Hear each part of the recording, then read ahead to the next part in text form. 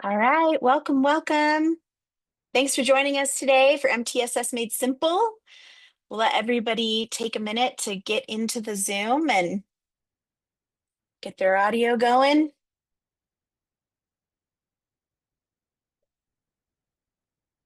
Looks like we've got a good group coming in. Paul and I are so excited to have this conversation today with you all. If you're just coming in, you're here for MTSS Made Simple, 6-step blueprint for success. All right, we've got friends from Florida, Minnesota. I love it. We can see your messages, so keep them coming. That's great. Thank you. Good afternoon. Oregon, Texas City. I've been out in Texas City and husband's from Oregon, Texas. Rochester, New York, Texas. All the Texans. New York, a couple from New York. New Jersey too.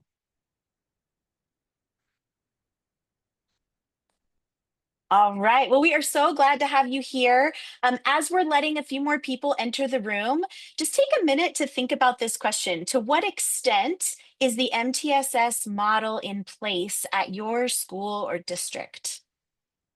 You can put your answers in the chat. We're just kind of interested to get a baseline of how you feel MTSS is going currently. Maybe you don't have it at all. Maybe you're working to implement it. Maybe you've had it for a while, but it's not functioning super well. Go ahead and share with us how you're feeling about it.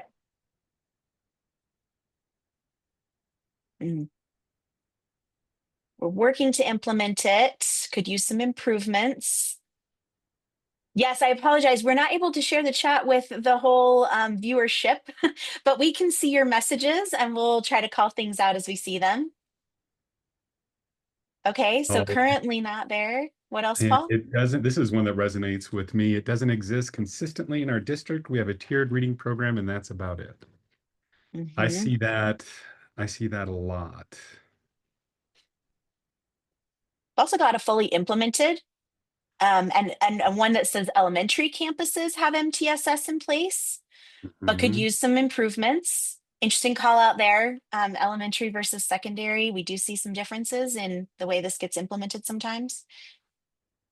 For academics, Yeah, MTSS for academics.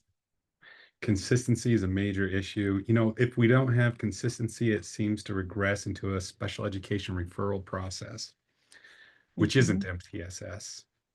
Right. Okay, I'm seeing a lot of different things coming up here. Oh, middle school working on being more consistent. Good job, middle school. Those secondary spaces can sometimes feel like the Wild West, but we're making the updates. I love it. All right, well, let's go ahead and get into our conversation. Really appreciate your interaction there with us on that question. My name's Shannon Bowles. I'm a partnership consultant with Reading Horizons.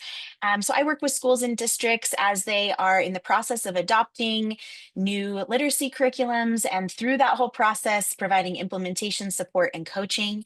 And so I've worked with schools and districts all over the country. Texas ISD, I saw you in the chat. I've been there. Lots of different places, Los Angeles.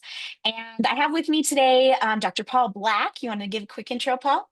Yeah, I am a practicing school psychologist. That's my full-time job. And MTSS and data and assessments, it's in my DNA. I mean, it is what school psychology is to a large degree. And my specialty or my research focus is the intersection of learning disabilities, MTSS, and mental health. And so I'm really excited to be here to talk about a few of my passions. Yes, well, we're happy to have you, Paul. Paul, you want to run us through our outline of our MTSS blueprint? Sure. And this summer we put together, you know, there, let me back up. There was a wonderful book that came out, Stephanie Stoller and Sarah Brown, called MTSS for Reading Improvement, a Leader's Toolkit for Schoolwide Success. And it is big. And there are so much good things in there. It's very dense.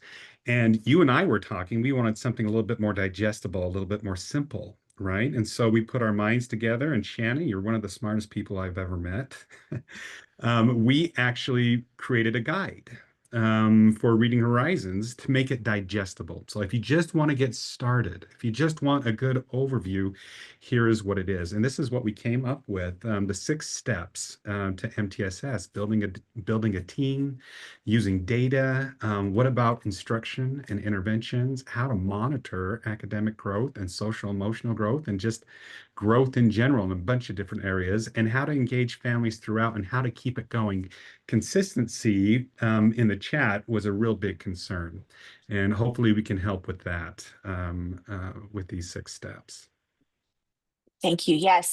So this is what we'll cover today. We'll kind of outline these 6 steps. We'll have a little conversation about it. But before we get there, we wanted to lay the foundation just so we're all on the same page, what we're talking about here. What is MTSS? That stands for multi-tiered system of supports. And this, if you're here today, I'm sure you're familiar or at least learning more about this. So it really is outlining kind of these supports that we have in place within our school system that reach all students. And we do that through initial universal support. So tier 1, that should be for everyone, and that should be strong instructionally. Tier 2, targeted support. This is for those students who need additional supports outside of your tier 1, and that is in addition to the universal support. And then tier 3, intensive support. And that should just be a small number of students that are receiving that intensive support. And again, this is layered instruction. So building up, not replacing. This is all in addition to universal or targeted support. There's a lot of different terms that kind of float around when we talk about MTSS and ways that we've kind of done this in the past. And some of these are things we are still doing, but just to avoid confusion, MTSS is kind of the umbrella term, the system that we're using to talk about all of these different things. So RTI is not equal to MTSS. It's something that happens within MTSS, but it's not the same thing. High quality instruction, social emotional learning, equity, evidence-based practices, all of these things fall within that umbrella of the system that we're building, the system of supports. And I like to So point out what why? it's not as Oh, well, Shannon. It's not a special yes, education referral process. And it's not just about academics. It's a lot more. As you can see, I mean, right. we're bringing in people from all over in the school system. I call it MTS de-siloing the school culture or the school system, because so often we're working in silos and sometimes working against each other because we're trying to do this over here and they're doing a different curriculum over here, and we have 2 instructional techniques that we're using and they're at odds with each other. But this brings us all together. And this is really MTSS, the mechanism that impacts or affects change. This can help support and build a school-wide culture, really, because you have Yeah. teachers that come in and you can hear their voice. You have students that come in or that you talk to, or families that you're involving, and you're giving voice to their concerns. And that is what education is all about, hearing their concerns, helping kids and helping students progress, and supporting teachers that are engaged in this important work. So I've long complained about how siloed the system is. MTSS really is the answer. Yeah, it integrates everyone in the system to get aligned, and we all know what we're doing and we're working together to solve problems. One thing I love about this is as we talk about how, MTSS is benefiting leaders, it's benefiting teachers, it's benefiting students, but I want to point out the importance of the fact that we're talking about an entire little human, a whole person, this whole child. They come to us with all kinds of backgrounds, and so when we're talking about MTSS, yes, we're looking for student outcomes from this, but we're looking at academic growth. We're looking at social emotional wellness. We're looking at behavior improvements. We're looking at building them a strong foundation that's going to affect their trajectory for success in life. That's really what we need to be kind of honing in on here. And sometimes we get a little pigeonholed into specific academic success. And while that is important, it's not the only thing that should be considered here for students. And why we're talking about student centrism, I mean, this MTSS should be shifting the question from what's wrong with the student, or why can't the student do such and such, to what haven't we taught yet? It should be Yeah, moving the responsibility towards the system for the system to take accountability for that student's outcome. Not to say, why didn't the student do this? Or we have all these ACEs or impediments. It's like, what can we do to help this student feel success? absolutely. It's a great point, Paul. Thank you. And that feeds into kind of your specialty and supporting students in all those areas that we discussed. Yeah, Um, go ahead. Well, let's kind of shift gears into these 6 steps, just so we have time to hit them all today. Step 1 is building a cross-disciplinary team. Now, we talked just a minute ago about integrating everyone into this system, and that's part of building your team. So, who are we including? How are we working together? What does that look like? Paul, tell us a little bit about this because you participated in a lot of these cross-disciplinary Mhm. teams. Yes, and sometimes it feels like a glorified PLC. And it shouldn't. I mean, overload is built into our thinking. How often do we go through our training programs and the idea that tier two and tier three is not general education's responsibility, but it's like a refer out program. And what that does is it overloads the system. It's built to overload the system if we have that mentality that we're going through this to refer or to hand it off to somebody else. So having the people on board that represent each of those tiers and support them is important. I know in as a school psychologist, I am at every single one of our MTSS meetings. It makes my job easier. I know it's another meeting. I ask my administrators, like, don't give me crosswalk duty. Don't give me, after school duties or before school duties. This one is more important because my goal is to help that student find success in tier one. Even if they're working in tier two or in tier three, I want them to be able to be successful in tier one.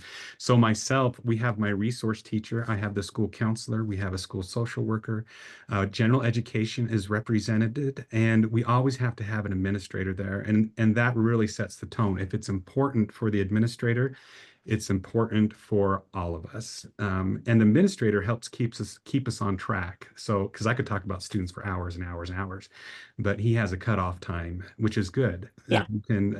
We can stay focused on what's important. Yeah, and I love that. And so tell me kind of what do you feel like is a good cadence for some of these MTSS meetings? Because it's not just we establish what we want to do, we make our plans, and then we just see what happens. We need to have that established communication. Well, I came into my current position, my current role as a school psychologist, and I had one of my schools meeting daily. And then I had one of my schools meeting monthly, and it just shows you the difference in priority. Daily was way too much. I mean, it was it was overwhelming. We still have to teach, right? Daily was once too much. For me, a good cadence is once a week. That's for me. I have a school that pushed back and says, you know what, we can do this with the right discipline. We can do this every other week. But that's as far between meeting times as I would go. Once a week to sit down and touch base, and we have the technology and we have the tools to look at data very quickly. It's not like the old days where we're trying to thumb through a binder of hieroglyphics, which are data tracking sheets that have been done by hand and scribbled, and things like that. I can push a button and I can see all sorts of data about this student in a variety of areas, and we can be on the same page as a team very quickly. So, 5 minutes a student is usually enough time for us.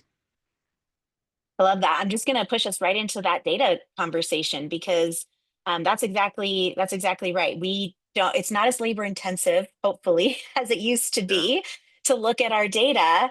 And so data is actually one of the foundational principles of the MTSS model is that it is data driven. And Mhm. so we're actually going to be talking about data in 2 places in this webinar.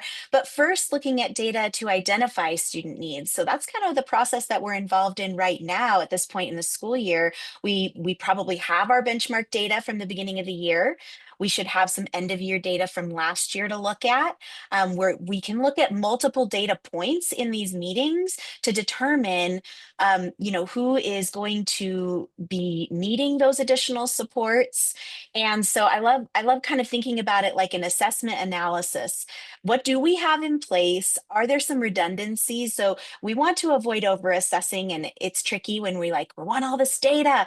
But it's also rough on both students and teachers to do so much assessment. So look at your assessments. What do you need to have in place? Are you getting the right information? Are we doubling up anywhere? That's a good place to start when you're looking at this. And then also thinking maybe a little bit outside the box of data points. We kind of look at this raw data and these reports, but also looking at, talking to previous teachers, last year's teachers, or looking at student work samples can also be really valuable when we come into these conversations.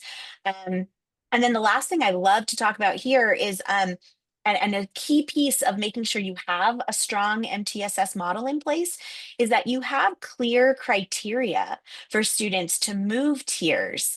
I work a lot in New Mexico, and in their state model, it's multi-layered system of supports, which I think is interesting because they talk a lot about the fluidity that needs to be there. So students are not necessarily just pigeonholed into one area with no way of knowing if they're ever going to be exiting. Maybe they don't need that level of support anymore, which would be the ideal. Any other thoughts on the data piece here initially? Yeah, some teams I get involved with, they feel like gathering data is in and of itself an intervention. And so we have a rule, we will not gather data we will not use. Mhm. So if we're gathering data, it's very intentional. It's very intentional. It Yes. should answer three questions. It should answer who needs help, what comes next, and is it working? Those three things. If it doesn't help us answer those three things, then we're not going to be testing in those areas. If that makes sense. Yeah. Yeah, no, I love that. Very simple way to think about your assessment analysis. I love it. So now you have some information about your students, about who might need those additional supports. You need to plan what you're going to be providing instructionally and in interventions across those different tiers and those different layers. One of the things I see a lot is we have this lovely triangle that we're showing you of tier 1, 2, 3, and it's just not always accurate for your school system that this is what it looks like. So you might look at that data and you might have a different shape. What are some shapes we see, Paul? Mine's usually the hourglass. Uh-huh. Uh-huh. Well, A tier really three. big tier one, teeny itty bitty tier two, if there's one at all, and a really big tier three, or an inverted pyramid as Yeah. well. And Yeah. it's Sometimes we get the squished sandwich where tier two, there's all these kids in tier two.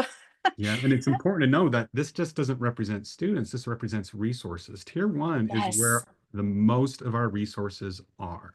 And that is our best area or our best opportunity to help students. So when we have tier three and we have just a little bit of resources, we only have a handful of teachers and Yeah. supports, but we have a lot of students, it overburdens the system and it becomes Yes. ineffective.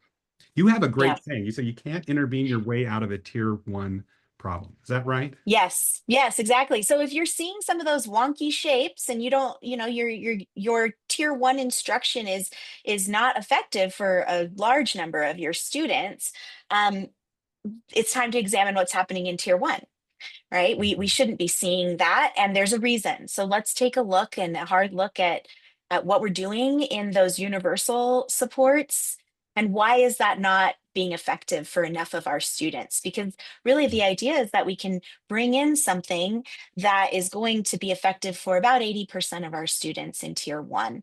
Um, or more. But we really do want to hit about that number.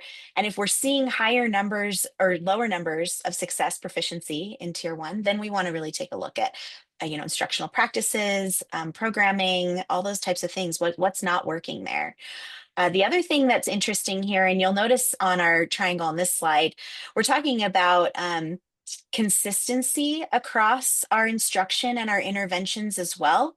Another consideration as you're planning this is, are we taking these students who are struggling already with tier one and then swapping them to a new program, a new curriculum with new academic language, with new routines, and then doing that again when we pull them for tier three, if they qualify for those tier three supports, that makes it very, very difficult for those students. So aligning those instructional interventions to make sure that we take that burden off the student, like we talked about before. And I'd add that's the number one mistake I see with schools trying to implement MTSS. We need to have vertical alignment. If we're teaching somebody how to read a certain way in tier one, but then making them learn in a completely different way in tier two, and then a completely different way in tier three, we're almost ensuring universal failure. We have to be able to take what they're doing in tier one and build on it, augment it, Yes. intensify it so that we can support them, and then so on up the triangle. That is how we ensure success. Yes, yes. And then this last bullet here about matching skill gaps, I think that comes back to what we were talking about with data and kind of leads into what we're going to talk about next. Because yes, we want to know where to start and where their gaps are, but we also need to see, are our interventions, is our instruction working? And the way that we find that out is through progress monitoring. And so we need to be ongoing collecting information and evaluating if what we're doing is working for these students. And if it's not, we need to change something. So tell me a little bit about this graphic that you love, Paul. Oh, I love using the curriculum's progress monitoring tools. When it comes to universal screeners and eligibilities and baselines, it needs to be triangulated data. That means I'm outside of the curriculum using, a neutral source to progress monitor or gain skill assessments. But I spent a large part of my career trying to find something that would take the concern I have, apply an appropriate intervention, and then track the effectiveness of that intervention in a meaningful way. And so often teachers would come to me and they'd have, again, a notebook, and those three things didn't line up. And I'd have to say, sorry, I mean, your concern does not align up with the intervention that you're trying. And I'm not sure what data we're gathering over here. We don't have to worry about that anymore. This graph right here shows me how much time a student is involved in the intervention. It shows me pre and post data. It breaks down specific skill areas. So I can laser focus in my intervention. I don't have to have a teacher walking around with a notebook for 5 different students, you know, taking data. All the while they have Yeah, 25 other students doing who knows what. It's way too much. And there really yeah, is a school of thought that says the general education teacher shouldn't be the one doing that anyway. It should be a coach or an assistant or a para or somebody else coming in to support the general education teacher. Now, of course, sometimes we just don't have that option because of resources and funding and all sorts of different things. But we do have, like, our Reading Horizons software, and I've been using it for 10 years in my schools. It identifies the concern, it provides an appropriate and applicable intervention, and it progress monitors it for me. So I can do what mhm. matters, and that's engage with students. Yes, yes, that's the priority. Yeah, absolutely. And different curriculums have different ways of displaying their curriculum specific data. So certainly delve into your delve into your programs and look at what you've got. Make sure it's aligning, like Paul said. One more point on this slide before we move to the next. But when to review data and adjust.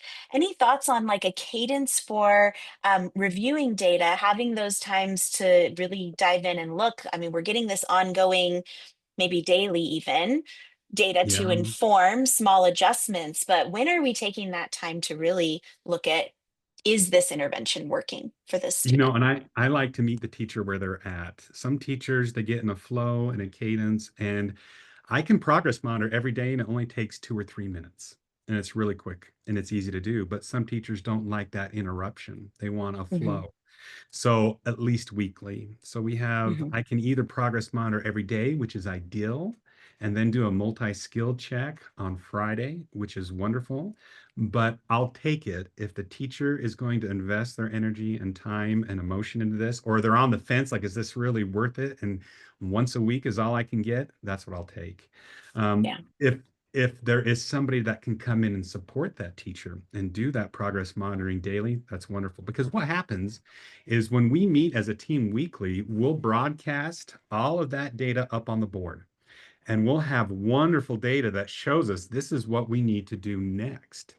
And it can be done in an instant, and that helps the team as a whole plan for next steps and adjust the steps that we need. And so we're going to do 3 weeks, at least 3 weeks of intervention and progress monitoring, and then we'll come back, meet Yes. with the teacher, and then we'll reevaluate what the next steps are. So that's Hmm. typically how I like to do it.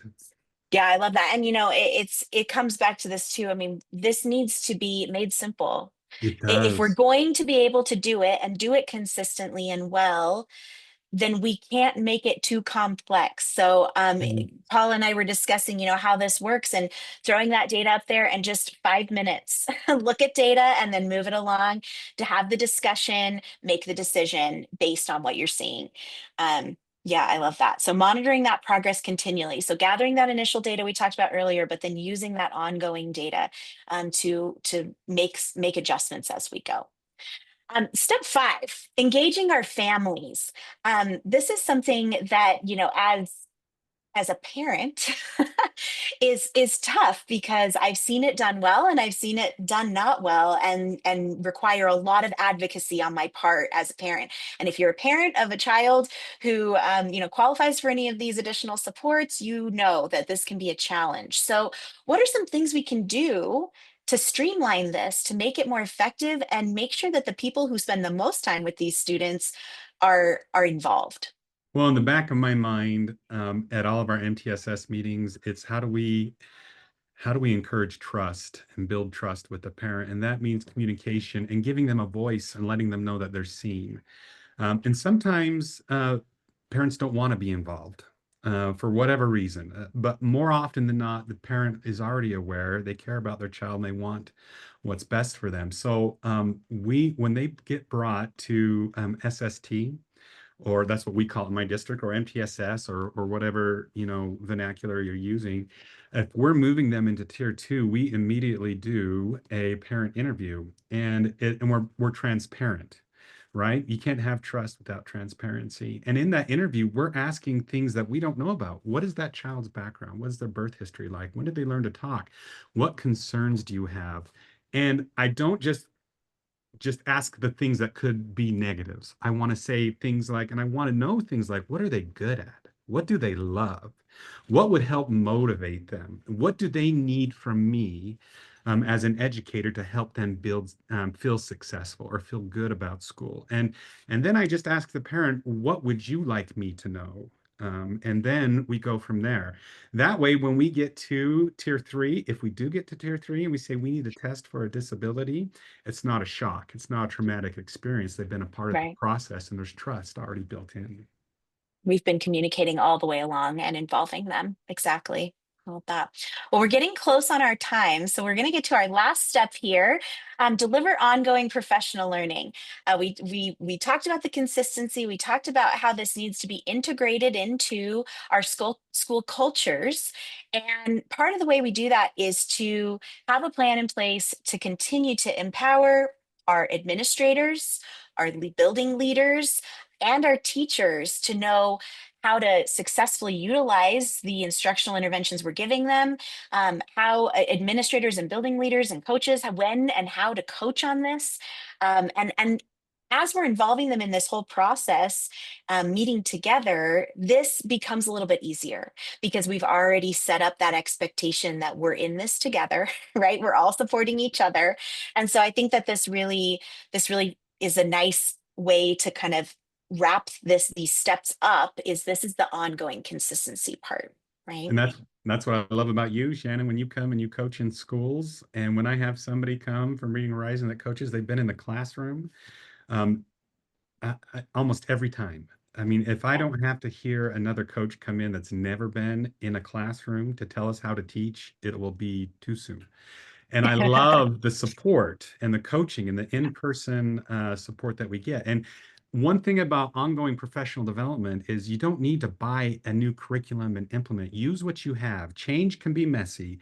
Bring people in to support that sometimes paradigm shift, sometimes that brand new process, sometimes that consistency to help support that movement. So just start with what you have, and then let us help.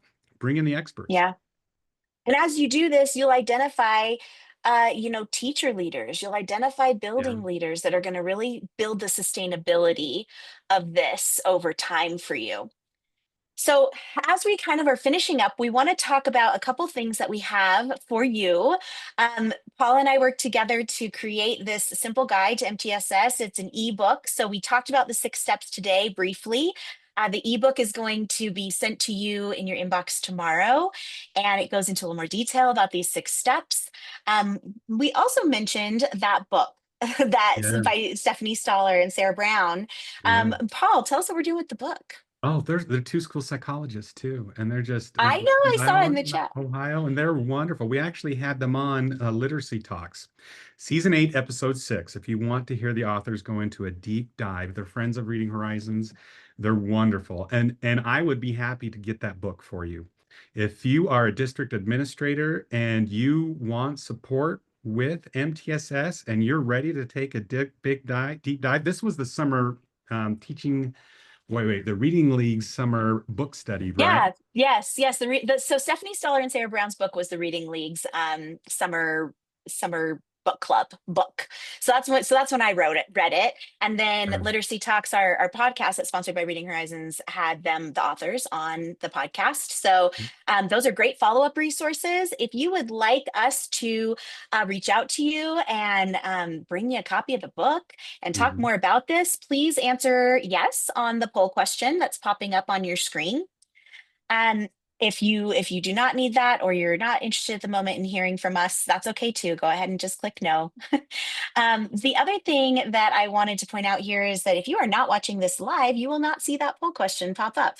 So if you would like to connect with us about more information on MTSS, go ahead and email us at info@readinghorizons.com, and we will have someone reach out to you. We also have a QR code here on the screen. So if you'd like to learn more about the Reading Horizons intervention solutions for kindergarten through 12th grade, you can go ahead and scan that QR code. Or if you're on a phone, you can't scan it or whatever, you can also just go to the URL below, readinghorizons.com/intervention, and you'll find some details about how Reading Horizons can support your intervention needs. Okay, we'll give everyone just a second to finish up that poll. But we really appreciate your time today being with us. We've loved this conversation, Paul. Always a pleasure to have you here and talk through some of these things that are so important to us and to our students and our school systems. So thank you. Oh, and thank you for all you do for our students, Shannon. Sure. You're the best. We appreciate you. Well, thank you. Thank you so much. All right. Well, have a wonderful day, everyone. Thanks for joining us. We appreciate you. Keep doing the good work.